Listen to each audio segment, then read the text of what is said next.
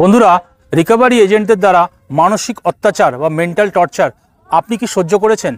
যদি আপনি সহ্য করে থাকেন তাহলে আপনি বুঝবেন যে আমি আজকে এই ভিডিওটা কেন বানাচ্ছি।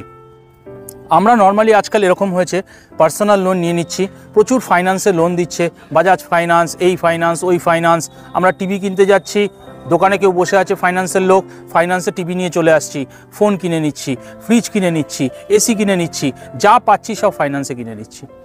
এরপরে আমরা ভাবছি যে ঠিক আছে, আমি ইএমআইটা পেমেন্ট করব এবং আমি নিশ্চিন্ত। কিন্তু বন্ধুরা, ইএমআইটা যখন বাউন্স হয়, তারপরে এই যে রিকভারি এজেন্ট, এদের দ্বারা যে মানসিক টর্চার আমরা সাধারণ মানুষরা ভোগ করছি, আজকের এই ভিডিওটা তাদেরকে উদ্দেশ্য করে আমি বানাচ্ছি যে আপনাদের সাথে যদি কখনো এরকম হয় তাহলে আপনি কিভাবে নিজেকে প্রোটেক্ট করবেন। দেখুন বন্ধুরা, নর্মালি ইএমআই আমরা প্রত্যেক মাসেই দেওয়ার চেষ্টা করি, কিন্তু এরকম নর্মাল হতেই পারে কারোর সঙ্গে যে এই মাসের ইএমআইটা আমার কোনো কারণে বাউন্স হয়ে গেল। কিন্তু এই রিকভারি এজেন্সি যেগুলো আছে, মনে করুন আপনি বাজাজ ফাইন্যান্স থেকে লোন নিয়েছেন, কিন্তু ওরা কিন্তু টাকাটা আসলে আদায় করে না। ওরা কি করে, একটা থার্ড পার্টি এজেন্সিকে ওরা দিয়ে দেয় এবং আপনার কাছে মেসেজ চলে আসবে যে আপনি ইএমআইটা বাউন্স হবে, আপনার কাছে মেসেজ চলে আসবে যে আপনার এই ইএমআইটা রিকভার করার জন্য সোয়েন্সো এজেন্সিকে দিয়ে দেওয়া হয়েছে। এইবার এই এজেন্সি কিন্তু সকাল 8টা থেকে নিয়ে রাত 8টা পর্যন্ত কন্টিনিউয়াস প্রত্যেক আধা ঘন্টা অন্তর অন্তর ফোন করবে আপনাকে। এরপরে আপনার কাছে উল্টোপাল্টা মেসেজ করা হবে, আপনাকে থ্রেটনিং করা হবে, আপনাকে প্রেশারাইজ করা হবে। এরপরেও যদি আপনি ইএমআইয়ের পয়সা না দিতে পারেন, তাহলে কিন্তু আপনার বাড়িতে রিকভারি এজেন্ট এসে আপনার সঙ্গে মিসবিহেভ করবে। এই ধরনের জিনিসগুলো কিন্তু বন্ধুরা হচ্ছে। যারা লোন নিচ্ছেন কিন্তু কোনো কারণে হয়তো ইএমআই বাউন্স হয়ে যাচ্ছে, তারা কিন্তু এই জিনিসটা ফেস করছেন। এবং এই রিকভারি এজেন্টদের এত অভদ্র ভাষা এবং তাদের বিহেভিয়ার এত খারাপ যে পেরে ওঠা যাচ্ছে না। অনেক মানুষ কিন্তু মেন্টাল প্রবলেমে চলে যাচ্ছে, যারা ইএমআই দিতে পারছেন না। যারা ইএমআই দিচ্ছেন তাদের কোনো অসুবিধা হবে না, কিন্তু আপনি যখন ইএমআই পেমেন্ট করতে না পারবেন, এদের যে বিশ্রী ব্যবহার, এদের যে উত্ত্যক্ত করা কথাবার্তা, আপনাকে এমন এমন কথা বলবে যে আপনি রেগে যাবেন। বন্ধুরা, এর থেকে বাঁচার কয়েকটা উপায় আমি আপনাদেরকে আজকে জানাচ্ছি। আরবিআইয়ের গাইডলাইন্স অনুযায়ী সকাল 8টার আগে কিন্তু ওরা আপনাকে ফোন করতে পারবে না এবং সন্ধ্যে 7টার পরেও ওরা আপনাকে ফোন করতে পারবে না। যদি আপনার কাছে এরকম কোনো ফোন কল অসময়ে আসে, তাহলে অবশ্যই কিন্তু আপনি রেকর্ড করবেন। এছাড়াও দিনে যখন এই কলগুলো আসবে, আপনি কিন্তু সেই কলগুলো রেকর্ড করতে পারেন।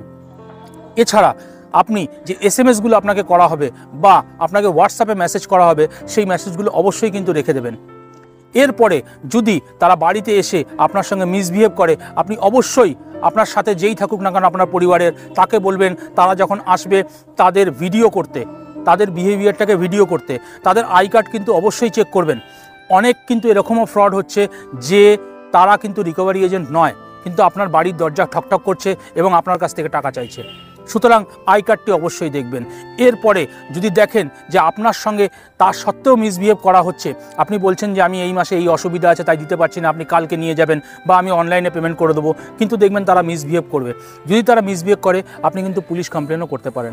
আইপিসির 506 ধারা অনুযায়ী আপনি কিন্তু পুলিশ কমপ্লেন করতে পারেন। এটা কিন্তু আরবিআইয়ের গাইডলাইন্স, আমি বলছি না। সুতরাং এটা করতে পারেন। এরপরেও যদি দেখেন যে আপনার সঙ্গে মিসবিহেভ করা হচ্ছে, আপনাকে মেন্টাল টর্চার করা হচ্ছে, তাহলে কিন্তু আপনি কোর্টেও যেতে পারেন। ব্যাংকিং ওম্বুডসম্যান যে জিনিসটা আছে সেটা আপনারা নিশ্চয়ই জানেন, আপনি সেখানে যেতে পারেন এবং চাইলে এই সমস্ত কোম্পানিকে কোর্টে টেনে নিয়ে যেতে পারেন। আপনি লোন নিয়েছেন, আপনি লোনের টাকা শোধ দেবেন, ঠিক আছে, কখনো কোনো মাসে এদিক ওদিক হতে পারে। আমরা সবাই জানি যে 3 মাস যদি আমি লোনের ইএমআই পেমেন্ট করতে না পারি, তবে সেটা গিয়ে এনপিএ হয় এবং এনপিএ নন পারফর্মিং অ্যাসেট যখন হয়, তখনই কিন্তু একমাত্র এই সব ফাইন্যান্স কোম্পানি চাইলে কোনো আপনার এগেনস্টে লিগ্যাল অ্যাকশন নিতে পারবে। তার আগে কিন্তু তারা কোনো লিগ্যাল অ্যাকশন নিতে পারবে না এবং এটা তারা জানে বলেই তারা আপনাকে মানসিক প্রেশার দিয়ে, আপনাকে মানসিকভাবে টর্চার করে আপনার কাছ থেকে ইএমআই আদায় করার চেষ্টা করবে।